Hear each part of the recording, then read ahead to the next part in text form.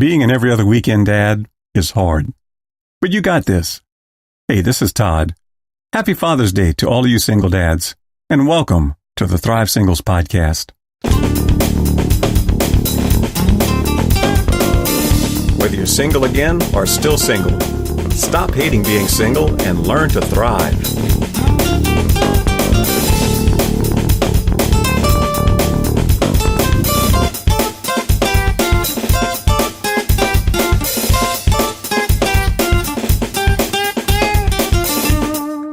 And welcome back for another week of the Thrive Singles Podcast.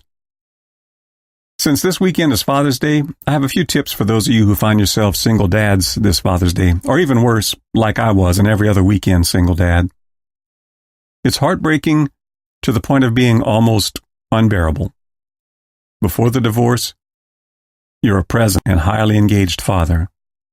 Suddenly, you're divorced.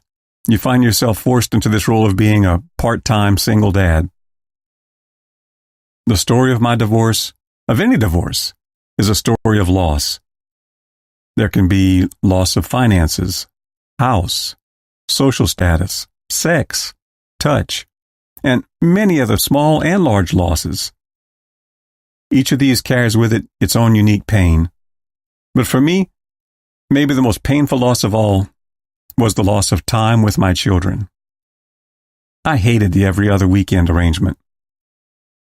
For a few precious days every other weekend, my apartment was filled with life and laughter. Then about the time I'd get used to that lifestyle, it was over. They were gone. My apartment was empty, devoid of all that life that was there only moments before. As hard as that was for me, it wasn't any picnic for my children either. But there were things I did I believe helped us all to thrive, even in those dark times. Here are a few tips for all you every other weekend single dads.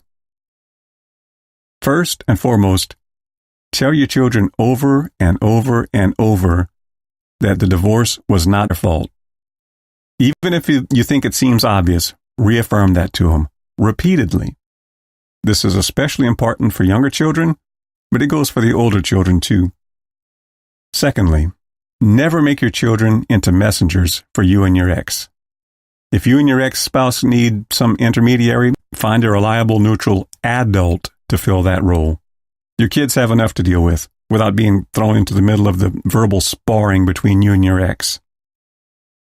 Thirdly, never turn your child into your confidant.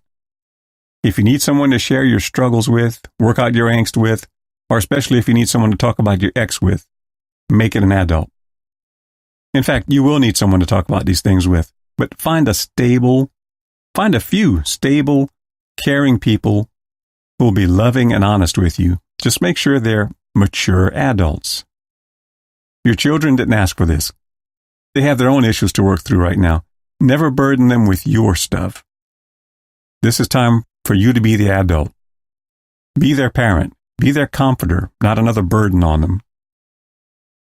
Fourthly, never use your children as leverage. Never use them as pawns in your war on your ex. Unless your ex-spouse is abusive or neglectful toward them, they need to have that time with the other spouse. Your kids need both of their parents. Never use them, never make them choose sides. Tip number 5, never talk bad about your ex. And this ties into my last sentence from the last point. Insecure people try to make sure their kids like them better than their ex. They try to make sure their kids are on their side. To do this, they verbally rip their ex to shreds right in front of their children. The children hate this. They don't need this kind of immaturity from you or your ex. What they need is to see you model maturity and be the grown-up in their life. You're the parent. And that's not to say that you whitewash something awful your ex-spouse may have done. If asked directly, don't lie to protect your ex. But if you have to speak hard truths about your ex, speak with grace, not out of hate, spite, and not out of a quest for revenge. Number 6, as much as possible, make their time with you as normal a home life as possible. now's not the time to go crazy and make huge changes. Your kids have enough changes to deal with right now. Give them as much stability and normality as possible. It's also not a good idea to turn their time with you into summer camp or some Disney-esque experience. Let them have a little responsibility around the house. I mean, don't overdo it, but don't completely avoid it either.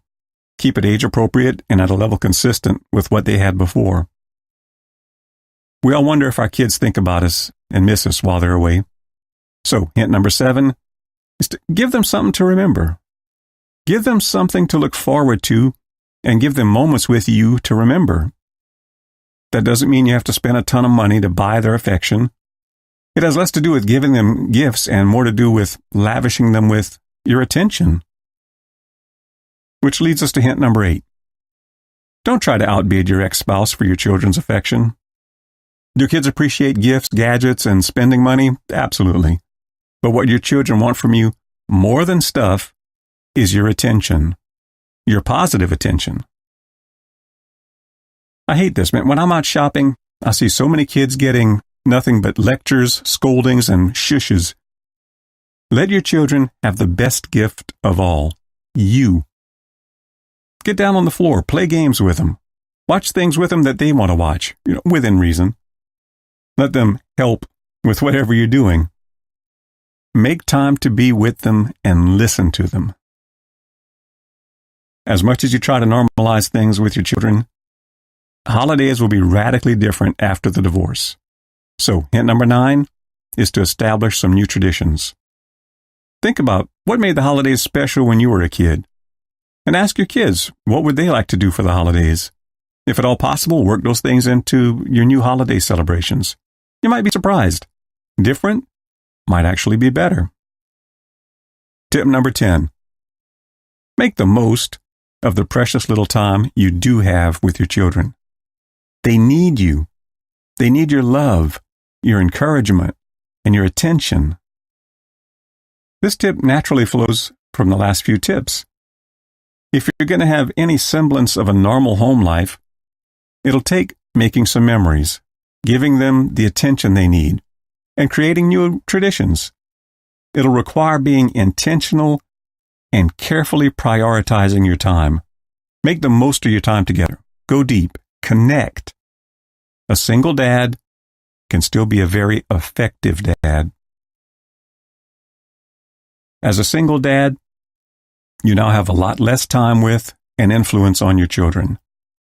That means you have to do everything you can to maximize that time and influence. Even though you may feel like a part-time dad, you're still your kid's dad. Even if your ex-spouse throws a stepdad into the mix, you're still dad. And in that situation, it's easy to feel irrelevant. But it's still your responsibility to raise your children, to nurture them, to teach them, to instill in them the best of your morality and spirituality. Truth is, your children need you now more than ever. You can do this, Dad. So, till next time, and you might want to write these down. Assure your kids the divorce wasn't their fault. Don't use your children as messengers. Don't make your child your confidant. Don't use your children as pawns in your war with your ex. Don't talk bad about your ex. Create as normal a home life as possible. Create some fun memories together. Give your kids attention instead of trying to buy their love. Create some new traditions. And make the most of your time with your children. Being an every other weekend dad is tough, but your kids need you to get this right. You can do this. So happy Father's Day. And as always, till next time, thrive on. I hope you enjoyed this week's podcast. See you next week. Till then, be sure to subscribe and go check out my extensive archive of past posts at thrivesingles.com. And thrive on. Whoa, thrive. Yeah, come alive. There's more to life gotta grow, you gotta thrive. Whoa, whoa, you gotta thrive. There's more to life than to just survive.